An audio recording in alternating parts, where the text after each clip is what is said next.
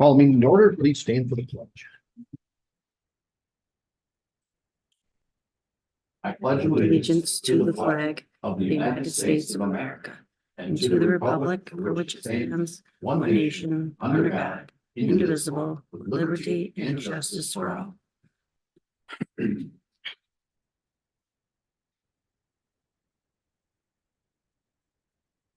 Is there a motion regarding this evening? Make a motion to please revise agenda.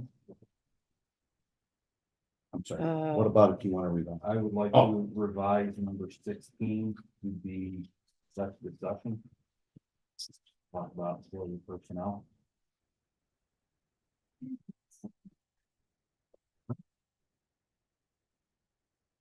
Do you want to move it or do you want to leave it at 16? I would like to leave it at 16, Sure. but I would like to have that be an executive session. Okay.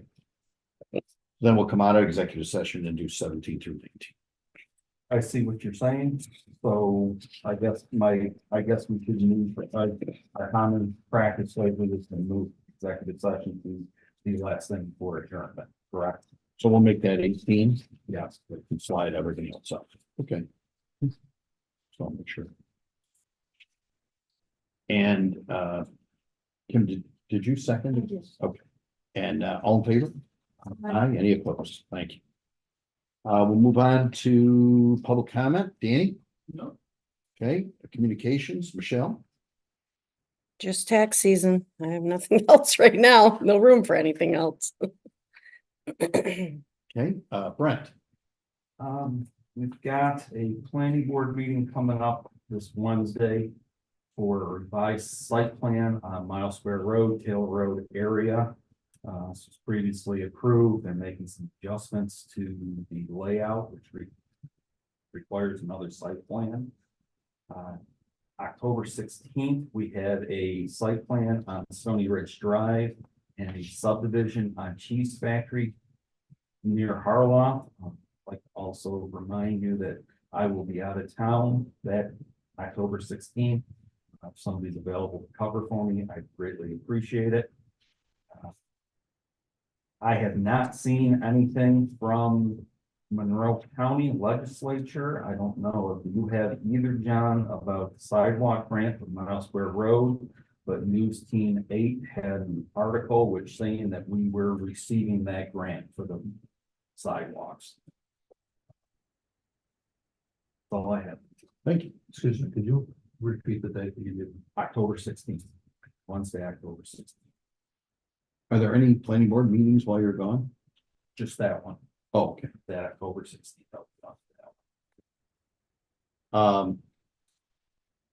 So if anybody wants to cover that, let Brent know, and Brent, if no one covers it, let me know. Yeah, I attended the Men and Youth Center open house Thursday night, met a few families, talked to a couple students. The roundabout at Clover Street 251, I just want to comment that it looks great. Those ugly trees out. Looks like they have some burning bushes they're gonna put in, so just want to give kudos to whoever did that. And I am also out of town October 16th to the 21st, otherwise I would attend the planning board meeting for you.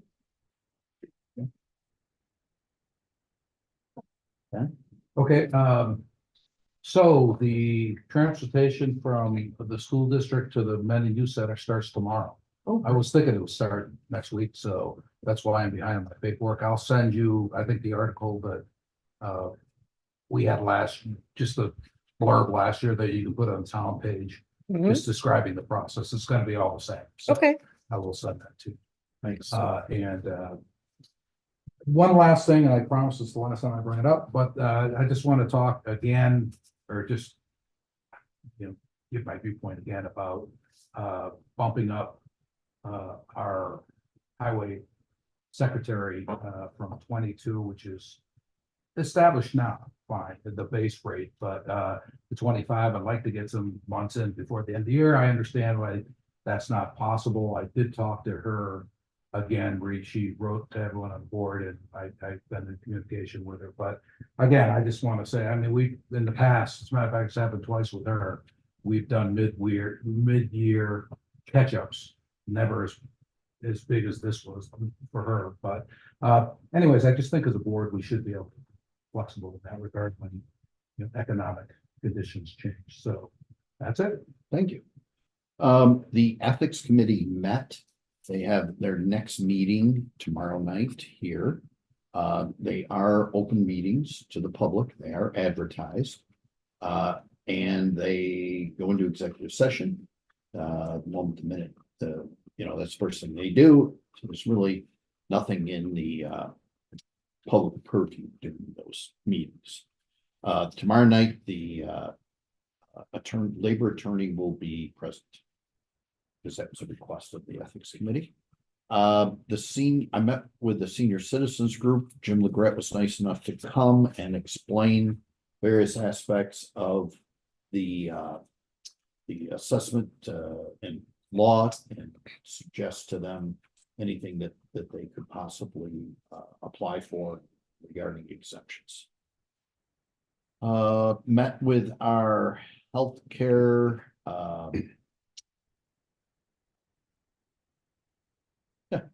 broker, that's the word I'm looking for. And that's progressing nicely. We'll need to hire somebody else to the youth center. Ellen Callahan worked Monday. She did not come back. And at the last minute, Sue Gay decided not to come back. So, excuse me, we'll have a help wanted out for that shortly. Let's see, met with our insurance representative for NYMER, for all our municipal insurance. There's many of those policies are renewed the first of the year. There was a sprinklers system issue at the library. It didn't go off and flood the library, but it was pretty annoying because it would keep tripping the fire thing, and then they'd call me, and this went on for an extended period of time. Finally got the people out there and they fixed it. Bird issue at the highway garage with the salt barn. The cleaners were there. Kevin it has the netting up along the soffits. He's in the process of putting netting over the large doorway. Hopefully that solves that issue until they decide to go to the next place, I guess. If they're anything like the squirrels I'm trapping, they'll be back. Michelle, you received confirmation about a deputy highway superintendent, am I correct? Yes, Gary Loop. So apparently the highway superintendent appointed Gary Loop as the deputy highway superintendent. Recycle event coming up. If you're going to be there, please let Michelle or I know, just because it is, we don't need a lot of people, but we do need more than 2. So if you're not going to be there, and we need to reach out to a couple of F&F families and friends, we will do that. Spray Park is officially closed. I don't know if the water's really off, but for all intents and purposes, it's closed. And political signs, had a few calls, comments, etc. So political signs, went through this a couple of years ago. In our code, they are temporary signs, the same as garage sale, real estate, chicken dinner. They must be in the town, outside the village. They need to be 15 feet from the edge of the road. Corey has received a fair number of complaints, and to be honest with you, he could probably work 24 hours a day moving political signs. When there's a complaint, he asks for something in writing regarding a specific address, sends a letter. I think for the most part, most people have moved them back to the proper location, but we run into this every year, political season. And I will say, I told Corey, if anybody puts political signs up at that roundabout, just take them down. That's a bad idea. We had some at the last election cycle. And I just think it's illegal. It's like putting it on a stop sign. So it's distracting to drivers, it's et cetera. We're not gonna wait for the state to take them down, but I just told them to take them down. Last thing we want to do is pick up signs. But, you know, people have got to be aware that if they're a traffic hazard, we're not gonna allow them to stay up. And that concludes my communications. Just mention one thing. Sure. I do have a litigation update for the board, and I heard that the board does plan on going into executive session. No vote's going to be needed, so if it's agreeable to the board, if that could just be added as another purpose for going into executive session, I can provide an update of that. Okay, great. Great. Just, John, I will be out of town for the recycling event. I will be too. Yeah. My son's getting married that day. All the booths will be on deck. Yes. And that's my anniversary, so. And, oh, and so, you know, I think he went through Michelle Booth, but code enforcement did put out a public service announcement. Hey, Yes. please keep, you know, a certain. He felt that was the best way to do it, so he was not singling anybody out, and just, it was a blanket statement. I plan on addressing it with the Sentinel this week, which will show up in next week's paper as well. Just because I had somebody actually come into town hall today and complain about them, so. You know, it's political science, necessary evil, I guess we'll call it. Minutes from September 9th. Motion to approve the minutes of the regular meeting held on September 9th, 2024 as presented. I'll second. Any discussion? All in favor? Aye, any opposed? Thank you. Vouchers? Nope, that's me. Like a motion to approve all claims on vouchers numbered 24,551 to 24,572 on general abstract 24-10A in the amount of $27,805.36. Let's second that. Any discussion? All in favor? Aye, any opposed? Thank you. Make a motion to approve all claims on vouchers number 24,177 to 24,179 on general abstract 24 and A in the amount of $211,842.70. I'll second that.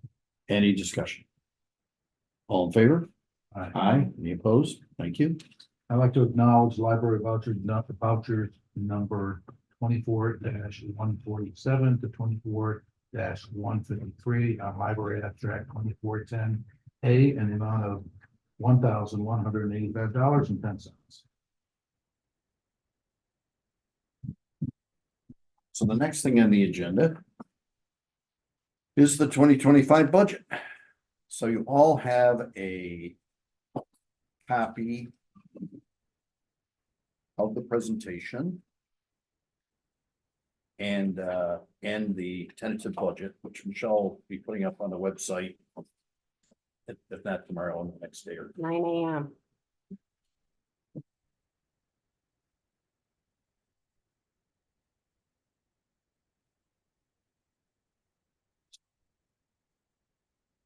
Danny, I told you the dry run went really well. Jinx yourself.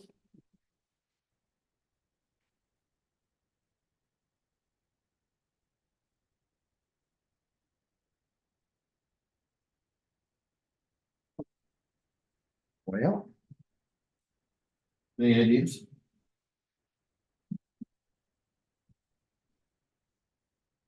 Over here. Oh, there you go. Oh, they come unplugged? No, No, I just pulled it out. Oh. Sometimes they're not putting it back in and reinitialize. oh, and on mine. Doing something. It's also in minutes. I think it did now. That's a start. It's not exactly what I had in mind. Let's see here. Slideshow. From beginning. So, this is the 2025 tentative budget. As we all know, the department heads all put in their requests. Those were compiled by our new financial people and myself to for the budget, and this will give you just a quick synopsis of it. Property tax rate is within the tax cap. It increases funding for senior citizens, allocates funding for upkeep for the military memorial and Sprite Park. Obviously, we spend a lot of money on it. We want to make sure we keep it nice. Provides funding for full services provided by the town. Increases funding for the HFL Joint Summer Recreation Program due to higher participation. Provides highway equipment purchases, provides expansion for dry spec playing fields, provides funding for ambulance service and sidewalk expansion. Some of the larger increased costs this year, the ambulance contract, which we will be considering, is up 19.2%. Fire protection contract, which only applies to those who live in the fire protection contract, up 8%. As I said, summer recreation, because of larger participation, it's up 15% in that's our budgeting numbers. We don't know how many children are going to be there next year, but that's anticipated. The seniors program up 14.9. Once again, everything costs more. And when they do things, we all know cost of living has gone up considerably. Employee health insurance, 14.9. And highway equipment replacement, $700,000 in the 25 budget. These are the tax rates: $2.45 outside the town, town outside village, and $1.55 inside the village. I think most of you know, but the village provides some services to village residents that we don't. Thus, we have a lower rate inside the village. There's a good example of our tax rate from 2018 to 2025. We've been pretty consistent throughout the years, holding the line. That's town outside the village, and the village rate there, as you can see, once again, we've been pretty consistent holding the line there. Village tax rate for 2025 is $2.91 per thousand. And the HFL school tax rate is $26.43. Not absolutely sure of Pittsburgh, but it's close. I believe Pittsburgh's a little higher. It is higher. Pie chart on budget analysis for the tax rates. As you can, everybody knows, at this discussion, I think before the meeting actually started, about school taxes and property values, excuse me. But as you can see, we're got a pretty slim piece of the pie there for the town. So somebody who's assessed for 200,000. I know that's not what houses are selling for. However, I'm assessed a little less than 200,000. And I wouldn't dream of selling mine for 200,000. But if you are assessed for 200,000, that's what you're going to pay in town taxes. Obviously, the bill comes in January. It's with the county bill, so a lot of people don't really pay attention. They just look at the bottom line, and then they look at last year's and they go, yes, no. And I know, because I did that for years. But I always encourage people to take a look at the town tax line. Same thing with the village, average village taxpayer with a $200,000 assessment. $309.40 in town taxes. Some statistical information. The town tax rate for town outside village is flat from 2024 to 25. The town outside the village rate is 22 cents lower than our last reassessment. As you know, when we did a reassessment in 2018, all the rates went down. The current rate is $2.45, which is 10 cents less than it was in 2010. That's 15 years ago. And the tax levy is only a levy, and that's the amount that we bring in from the taxpayers, has gone up 9% in 15 years. I don't know what else has only gone up 9% in 15 years, but I can't think of anything. Town of Menon is the third lowest town tax rate in Monroe County. The ones that are lower have commercial, like Henrietta, landfill, like Riga. Forgot what the other town is that's lower than us, but I think they, no, I can't remember which other ones, but anyway. obviously, whatever services, you got towns, with police departments, you got towns with all kinds of things that can drive up the rate. Revenue, this is sales tax and mortgage tax distributions. So the A is for actual and the B is for budgeted. So we have, or I have, excuse me, budgeted for the same amount in 2025 as 24 for sales tax, which is $1 million. We did get considerably more than that in 23. I tend to be a little conservative when it comes to sales tax. I don't know what's coming down the pipe, but it's and I did provide you with a piece of paper that shows the 5-year average, and that's right around $1 million. So that's what the state suggests you use a 5-year average. That's what I did. Same thing with mortgage tax. Down a little bit, but you know, people are, because of interest rates, they're not refinancing. There's not a lot of inventory out there for houses to sell, et cetera, et cetera. Once again, I would tend to be a little cautious in the mortgage tax revenue. For expenditures, you know, it provides maintenance and upkeep for the military memorial splash park, funding for upgrades to the community center facility, which we're in the process of doing. Library increased funding by $6,775. And Dreisbeck Fields, $20,000 for improvements, as well as our continued support for a Veterans Day lunch and 2 community concerts. The 2025 budget provides funding for various life services, 2 annual brush pickups, increased funding for seniors, continued funding for sidewalk expansion in the hamlet, provides funding for Veterans Day lunch for, as I mentioned, and increases the library operations and for highway equipment replacement utilizing reserve funds.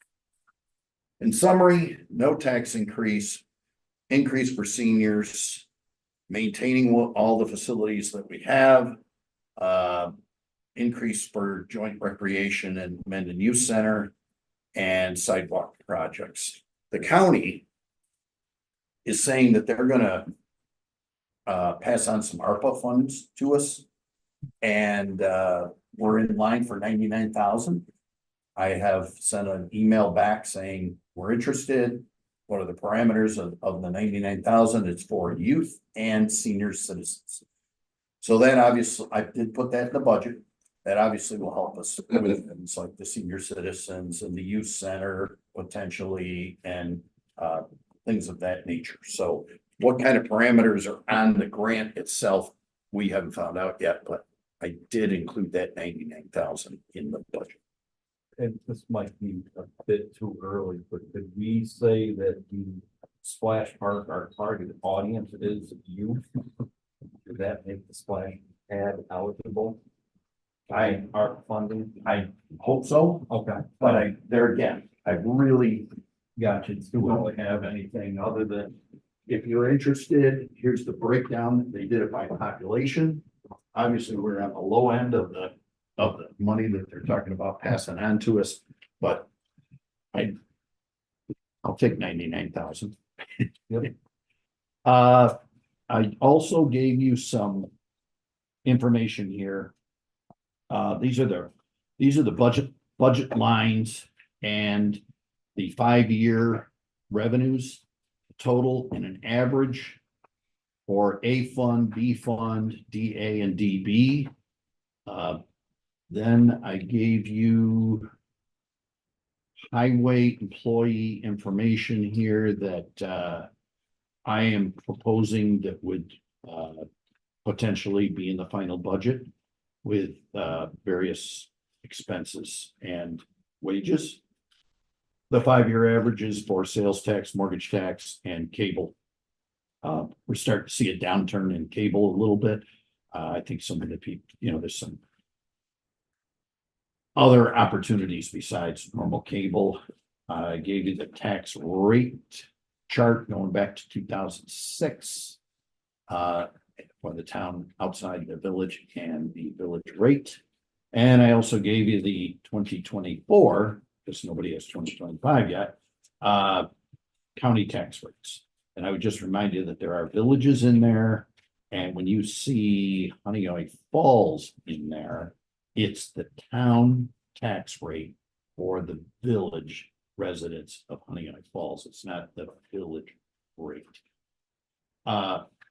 And lastly, health insurance. After meeting with Dan and with great appreciation to Michelle, we went through the current health insurance, which we have on for discussion tonight, as far as what the totals are from each fund, being medical, dental, buyout, HRA, and our retired folks. Shows you what we have for a total, and then what I put in the budget, because there's always a little bit of movement. And of course, you have the tentative budget, which is a little different form, so to speak. It's not as much detail, working with our new financial people.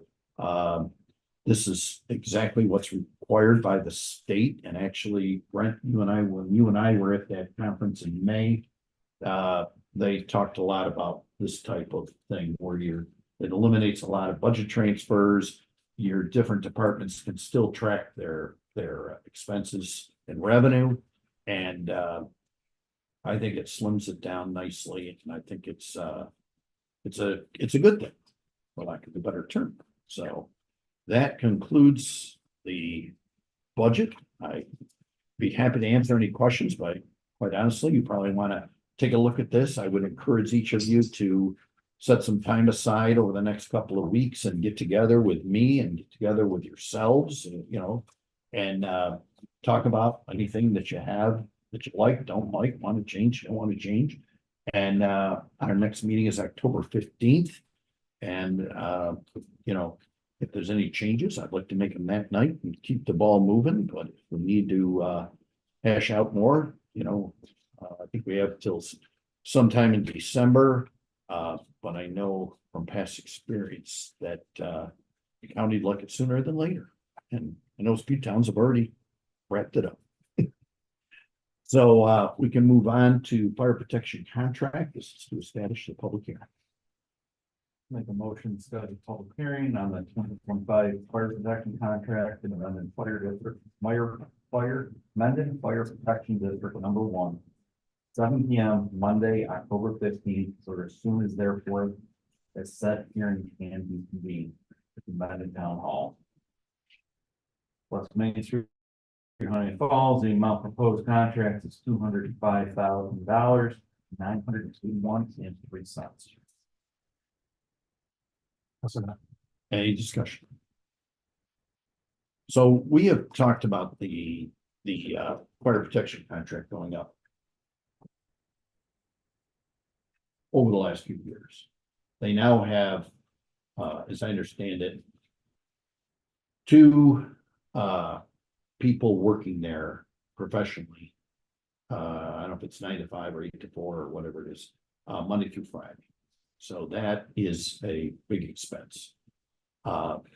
Personally, I understand why volunteerism is down everywhere. However, if we were to put out an RFP, which we could, to all the other neighboring fire districts or fire departments, we may or may not get a response. However, if we don't contract with the Village of Honeoye Falls for their fire department, will probably cease to exist in a couple of years, because we're paying most of the freight there, as you can see from the contract. And I understand why it went up.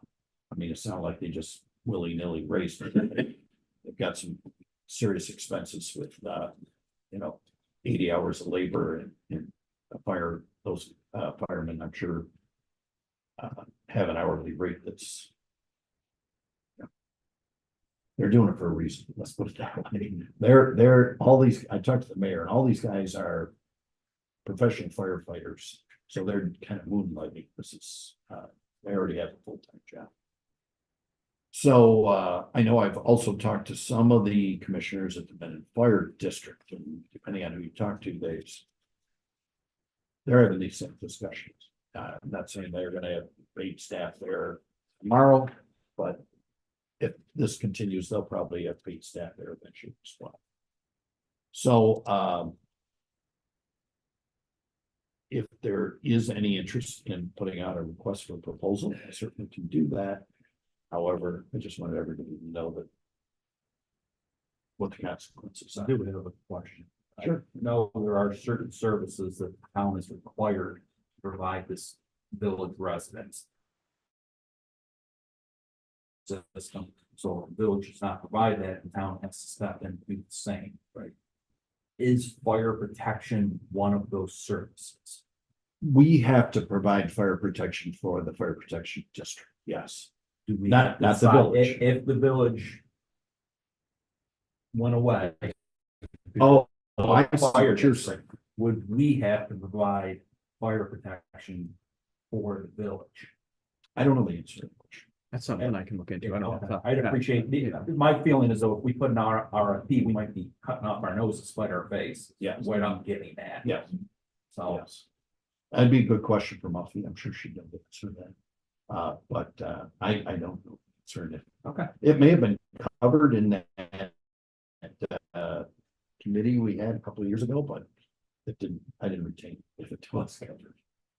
So if there's no other discussion. Is there a motion? Or do we have a motion? No. Okay, all in favor? Aye, any opposed? Okay. Next is. What's the proper pronunciation? Well, Bolaños. Bolaños and Low LPLLC, accept an engagement letter. Make a motion to accept the engagement letter for legal services between Bolaños, Lowe, LLC, and Tom Mendon for services related to labor and employment matters dated September 25th, 2024. I'll second that. Any discussion? All in favor? Aye, any opposed? Thank you. Next is the 2024 Planning and Zoning Board School. This is for attendance.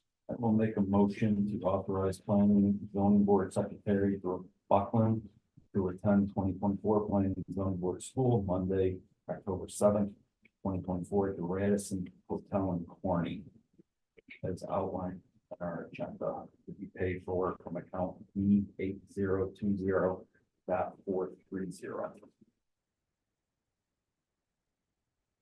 I'll second. Any discussion?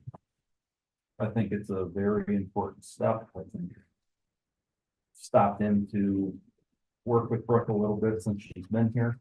I think attending a school like this is very important for her to get up to speed and help serve our town residents and our potential town residents. Agreed.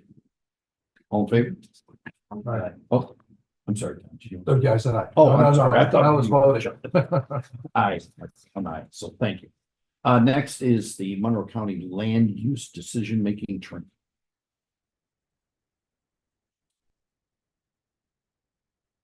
Make a motion to authorize the zoning board chair, Chris Hood, for the Monroe County Land Use Decision Making Training on Wednesday, October 30th at Monroe Community College. All necessary legal expenses to be reimbursed at the amount not to exceed $50 and to be paid from the account B8010.430. I'll second. Any discussion?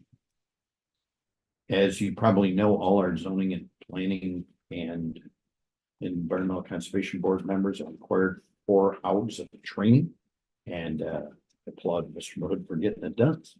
I think it's very important training. And it's a very good program for our county puts on, so. Very.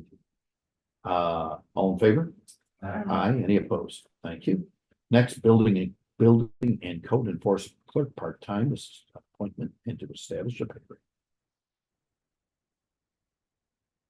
Make a motion to appoint Craig Osterlin to the position of building and code enforcement clerk part-time, term to expire December 31st, 2024. Position be compensated at $22 an hour. I second it. Any discussion? I just have clarification. Could you clarify what the part-time clerk is for? Sure. So, Brent, feel free to jump in here if I don't elaborate I properly. think that department is pretty strapped when it comes to man hours. They are, and you've got to remember, very much like our town clerk, they deal a lot with our residents that come in and need time working through things. And it's not a 5-minute stop in discussion. It can be upwards of 30, 45 minutes I've seen discussion. In addition to that, we're seeing a lot more reporting that's required for our stormwater, for our MS4, which we're trying to get up to speed on, trying to meet what the new EPA guidelines are, just what they want to see, and then we have to get into the reporting. Thank you. In addition, if you stop in during the day, there's never seemed to be a shortage of people walking through that door. I just add that, Corey really, he's generally, Michelle, he's usually the first one here and the last one to leave. Michelle and I both stayed way past 4 o'clock and still left when Corey's here. He's not complaining, but Brent's right. The stormwater, we really need to get on top of that. So right now, there's a part-time clerk, and then this one is gonna be. Yeah, part-time. he would, Bruce is currently Tuesday, Wednesday, Thursday afternoon, and potentially Craig could be Monday, Thursday morning, Friday. We do a 5-hour day Friday. I think it would be a big help to the department. I mean, just the other day, I know I was trying to talk to Corey about something, and Don Young, who's our planning board attorney, that was a 2-hour phone conversation between the two of them. So, there's, as Brent said, there's a lot going on, and we need to, these new regulations and the things that we have to report back to the county, the state, the comptroller's office. I mean, there is no shortage of, we're constantly looking at what's the next thing. We recently had a visit at the highway department from the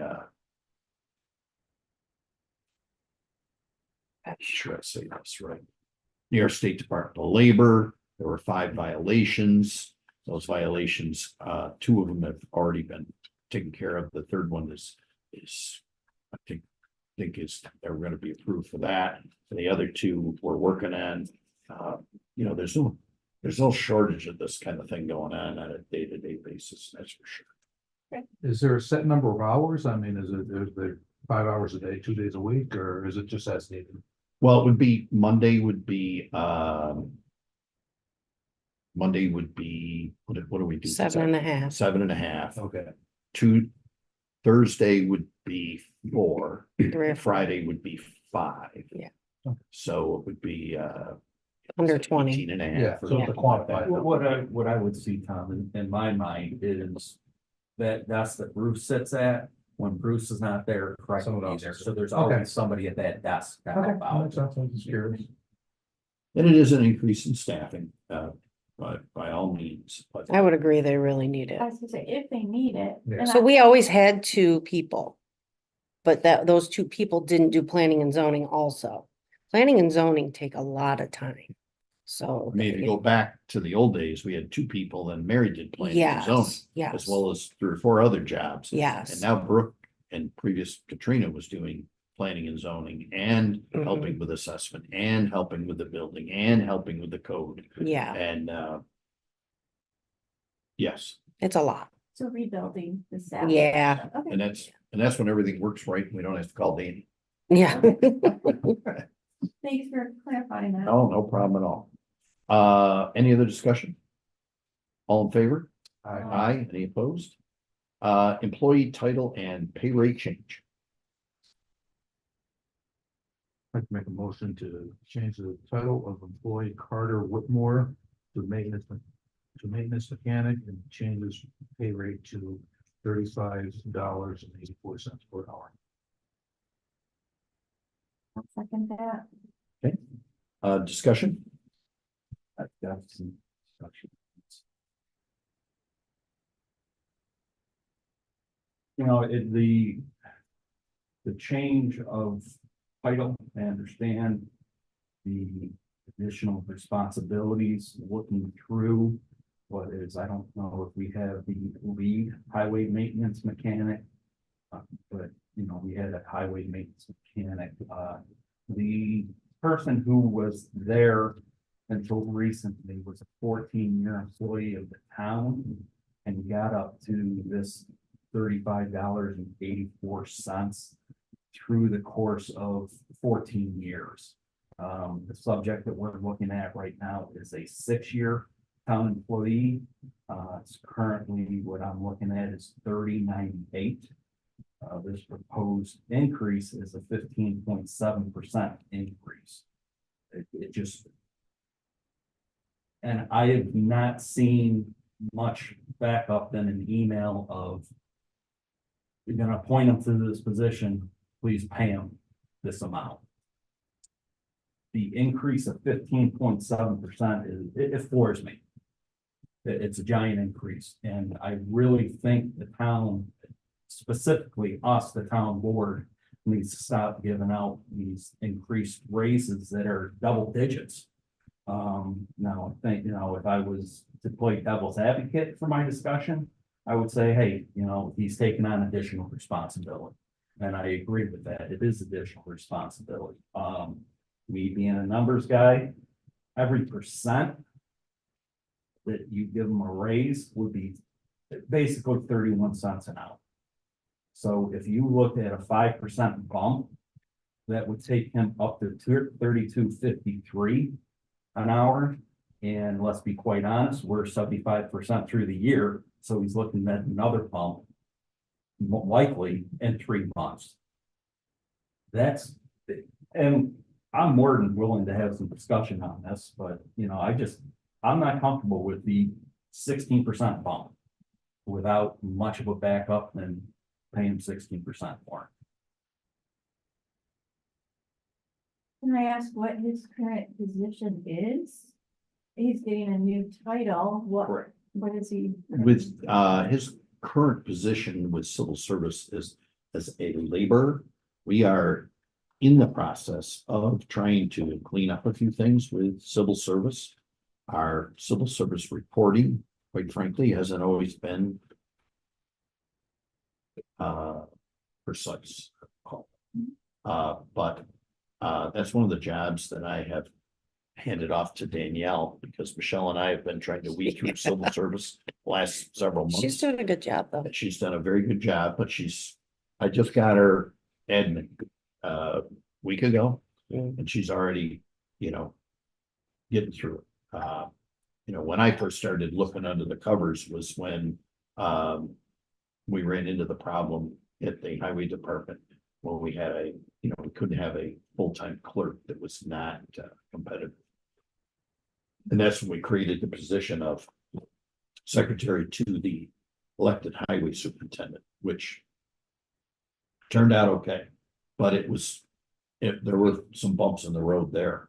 And that kind of got me looking at us and civil service, and there's still quite a bit more cleaning up to do. And I learned a lot by talking to the people at civil service. I mean, that they've been very easy to work with, in my opinion. But you know, for instance, when we hired Brooke, you know, I told them, I said, she's going to do more than just planning and zoning. They said, well, that's fine. But they realize that in small towns, people wear different hats.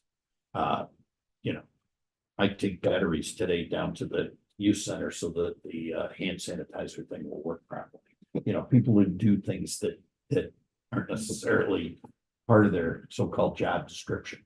But they said, as long as that's their principal activity, then they understand they're going to help out with the assessor if he needs something, or they're going to help out with the code enforcement officer, or they're going to, you know, that kind of thing. They understand that. So getting that all together here is something that Danielle's working. But to answer your question, he was listed as a laborer. I think he might not have been listed as the deputy maintenance. Correct. Cause I don't think But we did that. that's what he was. Yes. He basically was the mechanic. The deputy mechanic, pardon me. I do not have a problem with a 3584, being that the highway superintendent feels that that's what the position's worth. He is working with at least $500,000 down for right now, where they get another deputy in there, so I don't have a problem with this number, but for the board, So I appreciate all the employees and what they do, but I also feel like there's a responsibility financially to the taxpayers. And I agree, a big pay increase. I mean, here, I think it's difficult to justify. I kind of side with Brent with doing the incremental 5%, knowing that in January you could get another pay increase, but again, I think we are financial responsibility to our residents. but it's a title change as well. It is. I mean, if you go from. Again, there's not a myriad position, but if you go from a junior. Associate to a full fledged something else. It's usually more than just a cost of living things.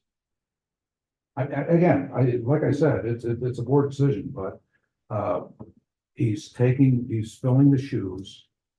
As we know, consistency in the highway department is something that is needed right now. So I don't have a problem, but. Refer to the board.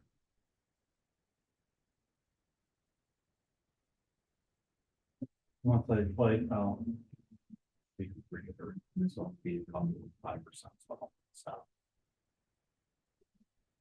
So, at this point, we have a motion and a second. Do we want to vote on this one and then see how that comes out and see if there's another motion? Is that how the board would like to proceed at this point?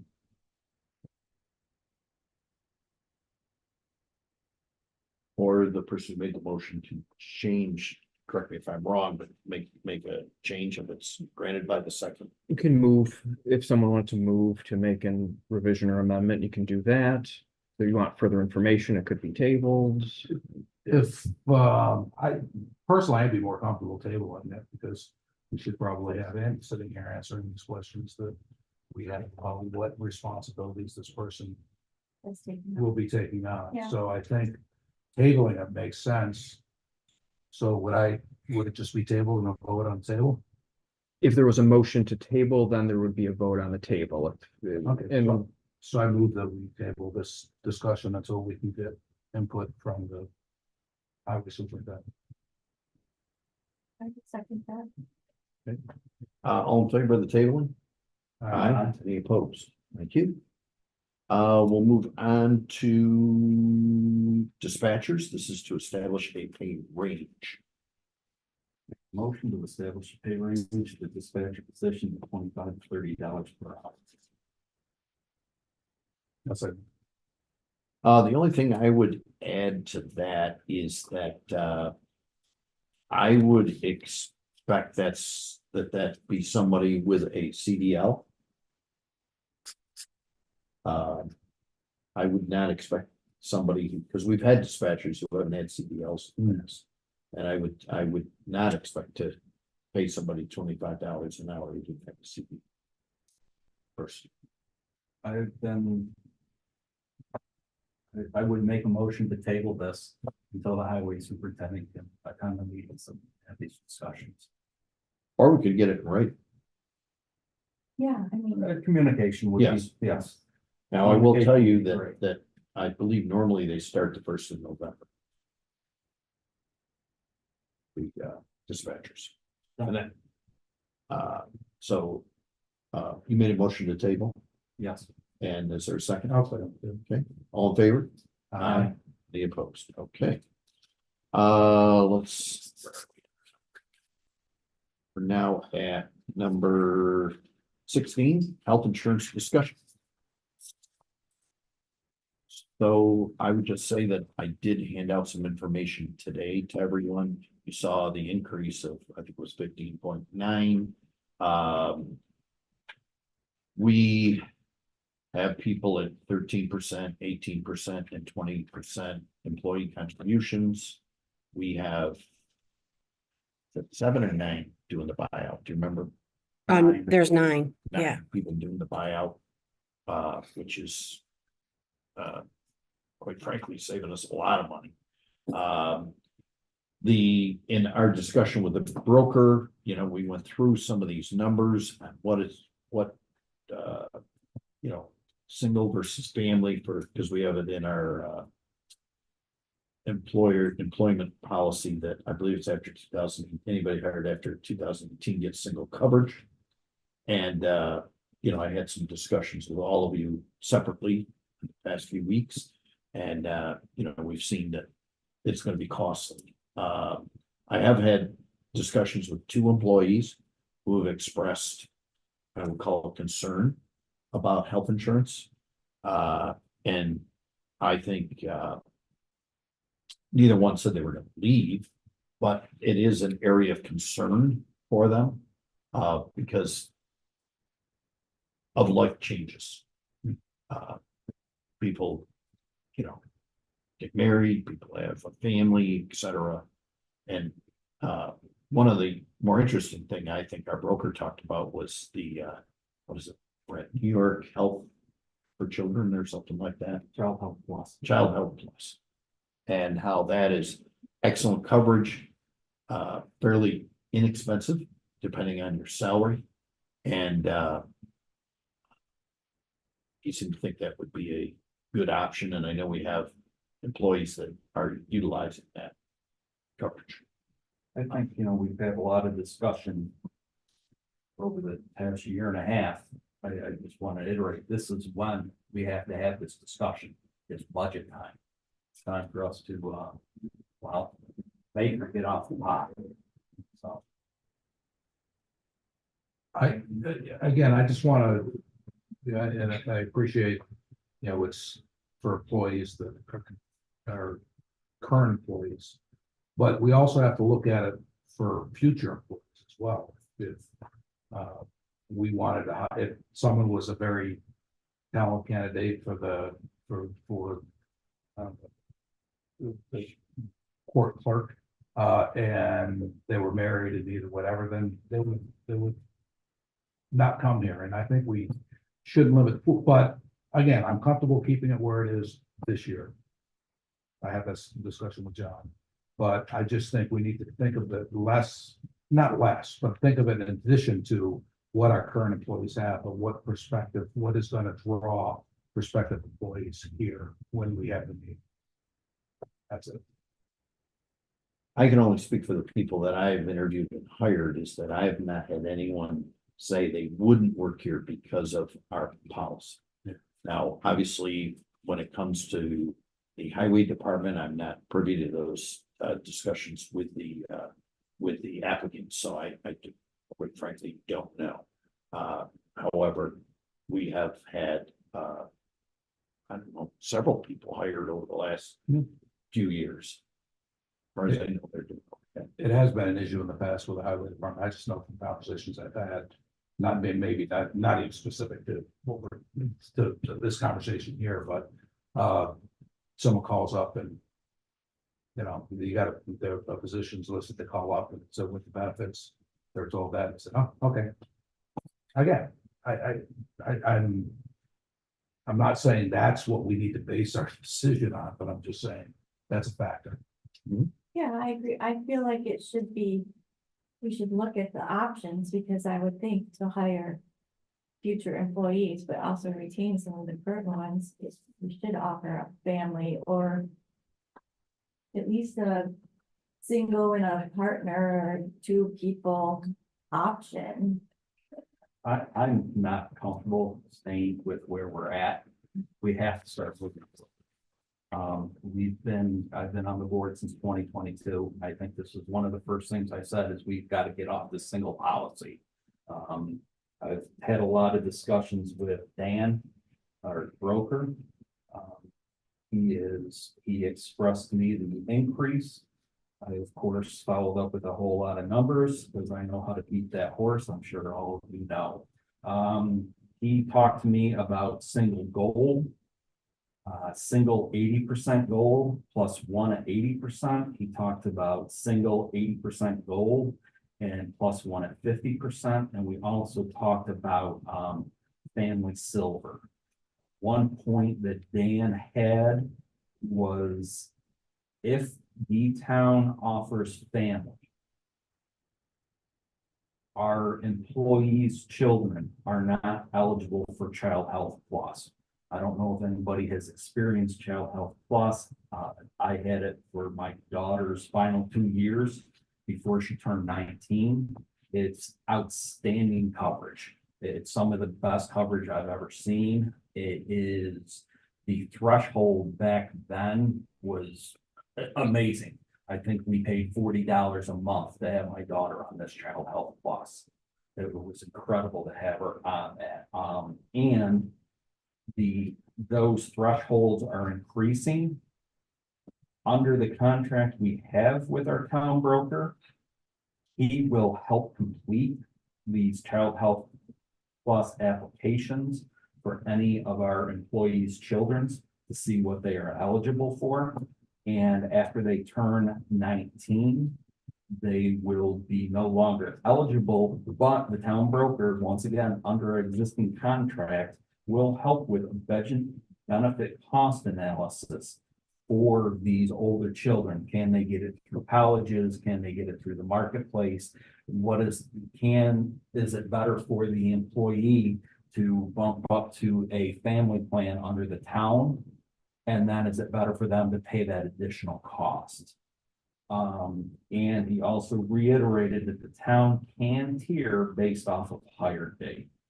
I've looked at what our existing costs are, what our other costs are, and I really feel as though we can, with some wiggle room here, we can offer an employee at 80% for anybody hired after, I think it's January 1st, 2018.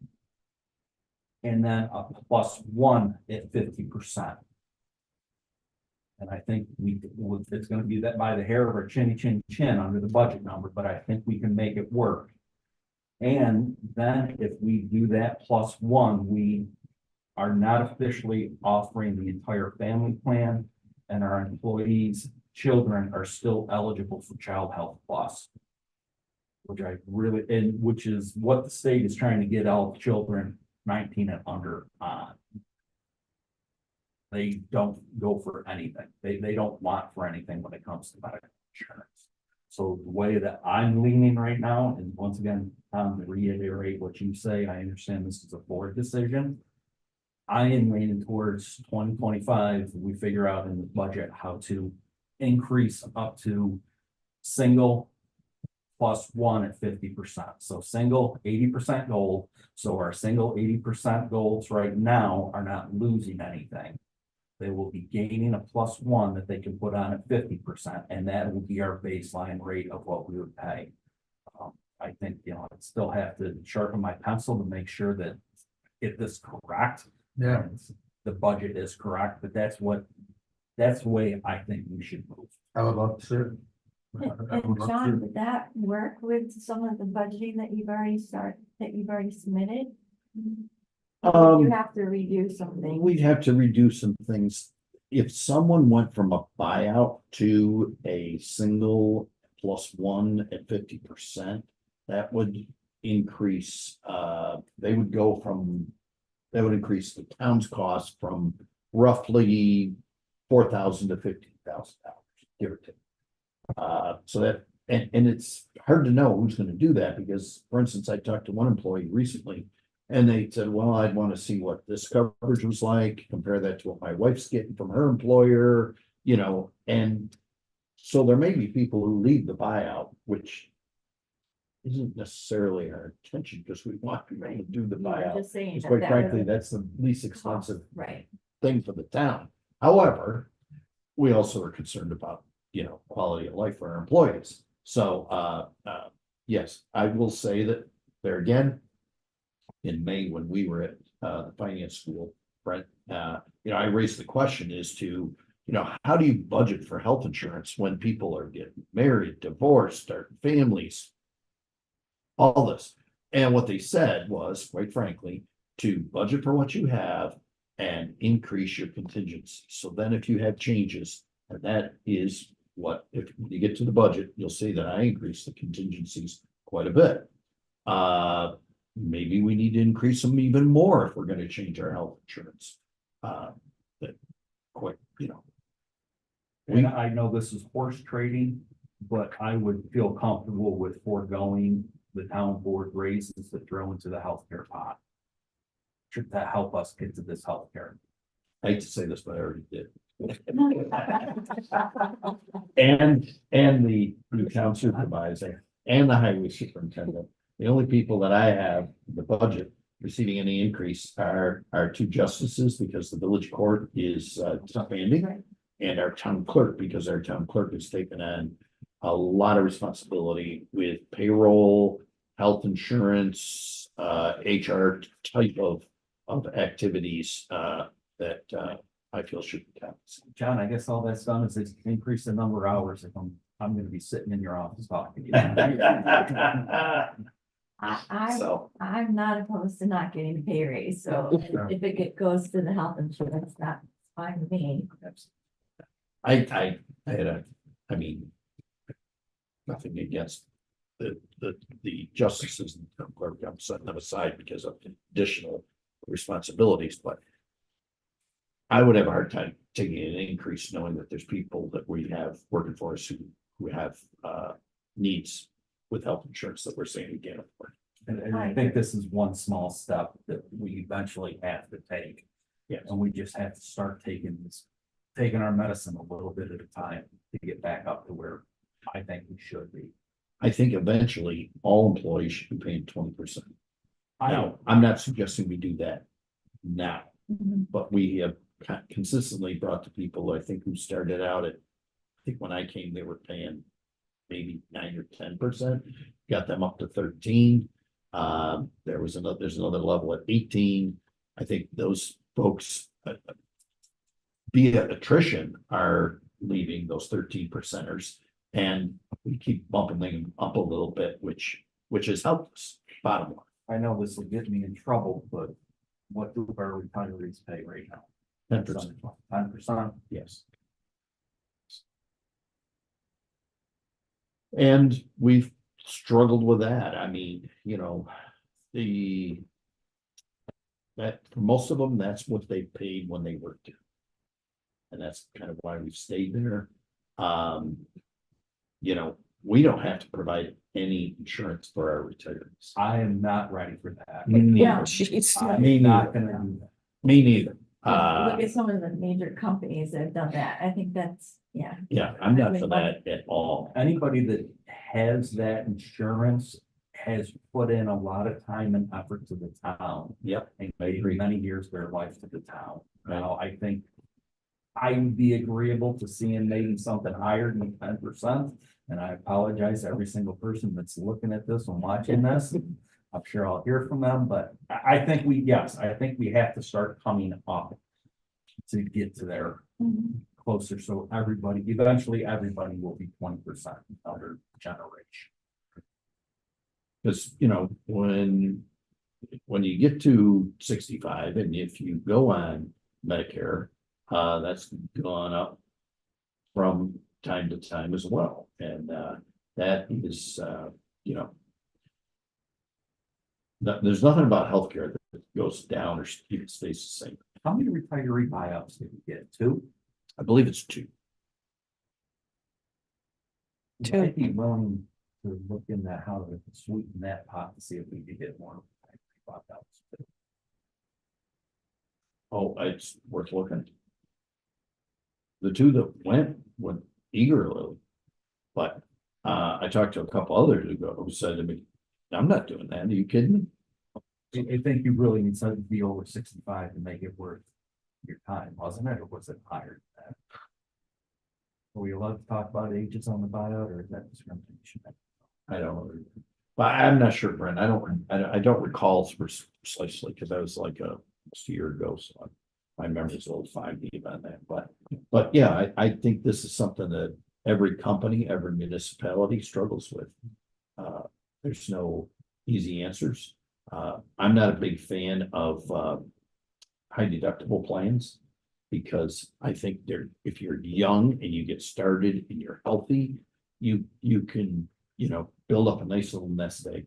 But you're not gonna, those are not for somebody who's 40, 50 years old, all of a sudden get into that. And Take it the from the me. high deductible plans, the cost benefit is going away for the high deductibles. Yes. And like I said, I also looked into the silver plan, which is less benefits.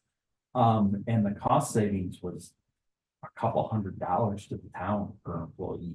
For me, it's not worth it to take away those benefits. No, I completely agree.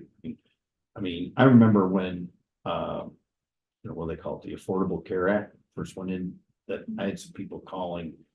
I'm sure they did live in the town of Mendon, asking if we were gonna stop providing health insurance for all our employees and encouraging us to do that. Because they felt that, we should just let federal government take care of it.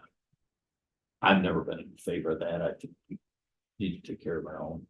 I think that gives us more control. But we're gonna be paying for it one way or another through taxes, whether it's Absolutely. local taxes or federal taxes. So I'd rather keep it controlled. Anything else? Great, we'll move on to public comment. Danny? So I heard the tentative budget presentation there. And if I have that right, income is staying essentially flat.